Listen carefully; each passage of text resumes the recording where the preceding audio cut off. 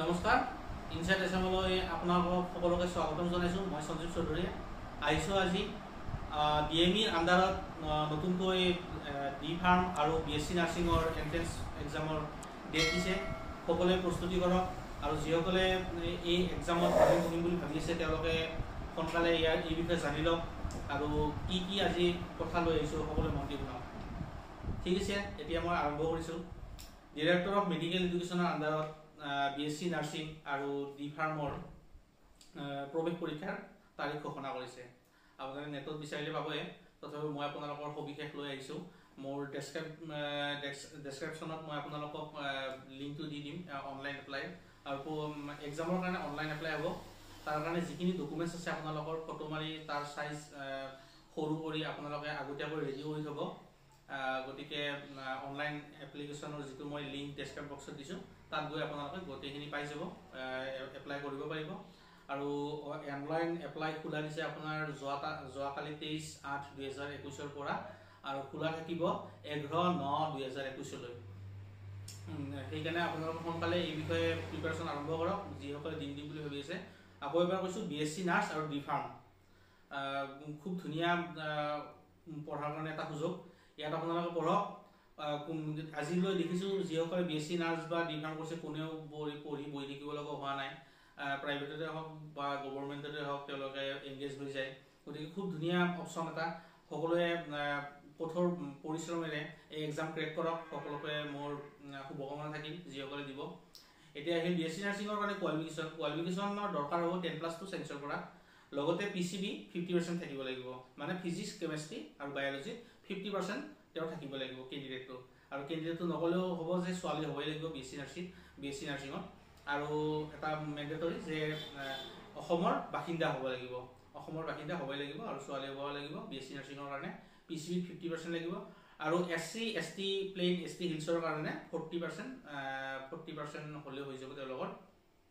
আৰু বয়সৰ সময়সীমাটো হ'ল 17 পৰা 24 আৰু যিসকলৰ SC ST চাৰ্টিফিকেট আছে তেওঁলোকৰ কাৰণে 3 years ৰিলেক্সেশ্যন আছে এজৰ ক্ষেত্ৰত। বাকী কথা সেইখিনি। আৰু ডি ফাৰ্মৰ ক্ষেত্ৰতো একেই, মোটামুটি 10+2 হ'ব লাগিব। PCB বা PCM-ত মানে ফিজিক্স কেমেষ্ট্ৰি বায়'লজি বা ফিজিক্স কেমেষ্ট্ৰি মেথছত 50% থাকিবই লাগিব। আৰু চিডিউল কাষ্টৰ কাৰণে চেম কণ্ডিশ্যন, 40% থাকিলেও তেওঁলোকে এক্সাম দিব পাৰিব, তাত কোনো অসুবিধা নাই। বাকী দেখিল এক্সাম আপোনাৰ হ'ব 24-10-21 তাৰিখে এক্সাম তাৰিখ দিছে, ধৰি দিছে এতিয়া আমাৰ গভৰ্ণমেণ্টে ডিএমইৰ ফালৰ পৰা ধৰি দিছে 24-10-21 তাৰিখে এক্সাম হ'ব। আৰু চেণ্টাৰসমূহ মই কৈ দিছোঁ, গুৱাহাটী আছে, ডিব্ৰুগড় আছে, শিলচৰ আছে, যোৰহাট আছে, বৰপেটা আছে, তেজপুৰ আছে আৰু ডিফু আছে। গতিকে ইয়াৰ কাষৰ পাছৰ যিখিনি প্ৰাৰ্থী তেওঁলোকৰ কোনো অসুবিধা নহয়, তেওঁলোকে সোনকালে আবেদন কৰক, অনলাইন এপ্লাই কৰক। অনলাইন এপ্লাইৰ জৰিয়তে তেওঁলোকে এণ্ট্ৰেন্সত বহাৰ সুবিধাটো লওক আৰু এতিয়াৰ পৰা কঠোৰ অনুশীলন কৰক। নেটত আপোনালোকে এই বিষয়ে পেপাৰ পাব, কিন্তু নেটত বিচৰাতে অলপ কষ্ট হ'ব, মই নিজেও চাইছিলোঁ। গতিকে আপোনালোকে বিএছচি নাৰ্ছ বা ডি ফাৰ্ম যিটো এক্সাম দিয়ে তেওঁলোকে এইটো sample paper for BSc nurse বা sample paper for D pharm বুলি গুগলত চাৰ্চ কৰিব আৰু তাত গৈ ইমেজেছ যাব। ইমেজেছত আপোনালোকে পেপাৰ পাই যাব। আদাৰৱাইজ তাত বহুত কিবা কিবি অপশ্যন থাকিব, ডাউনলোডৰ অলপ প্ৰব্লেম পাব পাৰে। গতিকে মই যিহেতু সময় কম আছে, মই আপোনালোকক সোনকালে জনোৱাৰ কাৰণে মোৰ ডাউনলোড কৰা নহ'ল। আপোনালোকে নিজে তাত ইমেজেছত গৈ চাব পাৰিব যিসকলে পৰীক্ষা দিম বুলি ভাবিছে। আৰু সোনকালে দিয়ক। 150 মাৰ্কৰ পেপাৰ হ'ব, 3খন পেপাৰ হ'ব। পেপাৰ 1 থাকিব ফিজিক্স আৰু কেমেষ্ট্ৰি, পেপাৰ 2 হ'ব বায়'লজি আৰু পেপাৰ 3 হ'ব মেথছৰ। গতিকে আপোনালোকে চেম্পুল পেপাৰখিনি কালেক্ট কৰি এতিয়াৰ পৰাই অনুশীলন আৰম্ভ কৰি দিয়ক। মই বাৰে বাৰে কৈছোঁ, কাৰণ বিনা অনুশীলনে আপোনালোকে আগবাঢ়িব নোৱাৰিব। আৰু গাইডবুকৰ সহায় ল'ব পাৰে, কিন্তু গাইডবুকৰ ওপৰত মই আগতেও এটা ভিডিঅ'ত কৈছোঁ, যিকোনো পৰীক্ষাত গাইডবুকৰ ওপৰত নিৰ্ভৰশীল নহ'ব। গাইডবুকে আপোনাক পথ দেখুৱাই দিব, পথলৈ লৈ নাযায়। গতিকে এইটো বস্তু বহুত মন দি শুনি ল'ব। আৰু বহুত ইম্পৰ্টেণ্ট কথা হ'ল, যিসকলে অনলাইন আবেদন কৰিব তেওঁলোকে অনলাইন আবেদন কৰোঁতে এটা এপ্লিকেশ্যন নাম্বাৰ আৰু পাছৱৰ্ড থাকিব সেই এপ্লিকেশ্যন নাম্বাৰৰ পাছৱৰ্ডটো আপোনালোকে টুকি ৰাখিব, নোট কৰি থ'ব।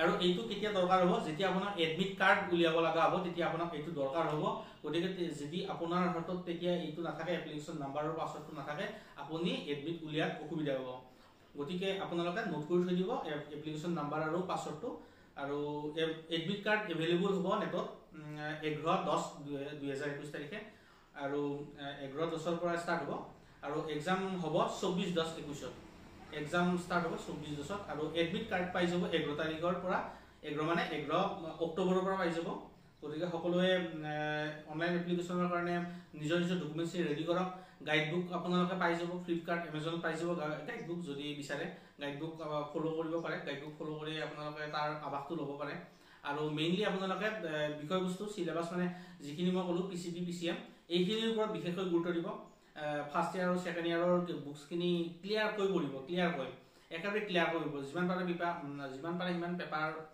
যিকোনো পেপাৰ ইয়াৰ ওপৰত যিকোনো পেপাৰ আপোনালোকে সলভ কৰিবলৈ যত্ন কৰিব আৰু মই আগতে এটা ভিডিঅ'ত কৈছোঁ যে বিষয়বস্তু আয়ত্ত নোহোৱাকৈ পেপাৰ কৰিব নাযাব কাৰণ তেতিয়া যদি আপুনি নোৱাৰে কিবা কাৰণ পেপাৰ কৰিব তেতিয়াহ'লে আপোনালোকৰ মনটো হতাশ হ'ব কনফিডেন্স হেৰাব আৰু যিকোনো এক্সামৰ ক্ষেত্ৰত কনফিডেন্স বহুত ডাঙৰ কথা গতিকে মই সকলোকে এইটো কথা ক'লোঁ যিখিনি কথা ক'লোঁ বহুত গুৰুত্বপূৰ্ণ কথা গতিকে মই এইখিনি কথা লৈ আপোনালোকৰ ওচৰলৈ আহিছিলোঁ তাৰিখকেইটা যিকেইটা ইম্পৰ্টেণ্ট ডেটছ সেই ইম্পৰ্টেণ্ট ডেটছকেইটা নোটছ কৰি ৰাখিব আৰু সময়ত আপোনালোকে উপকৃত হ'ব আৰু যিখিনি মই কথা ক'লোঁ এপ্লিকেশ্যন নাম্বাৰৰ পাছৱৰ্ডৰ কথা সেই এপ্লিকেশ্যন নাম্বাৰৰ পাছৱৰ্ড নোট কৰি থ'বলৈ নাপাহৰিব বহুতৰে এইটো হয় সময়ত বহুত অসুবিধা মুখামুখি হয় গতিকে সেনেকুৱা অসুবিধা যাতে নহয় তাৰে কাৰণে তাৰ ওপৰত লক্ষ্য ৰাখি মই আচলতে বহুত সোনকালে ভিডিঅ'টো বনাওঁ গতিকে আপোনালোকে এই বিষয়ে গুৰুত্ব ৰাখিব গাইডবুক এমাজন ফ্লিপকাৰ্টত পাই যাব মই আকৌ এবাৰ কৈছোঁ তাৰ পৰা আপোনালোকে কিনিব পাৰে আৰু গাইডবুক যোনে নিকিনে তেওঁলোকে ধুনীয়াকৈ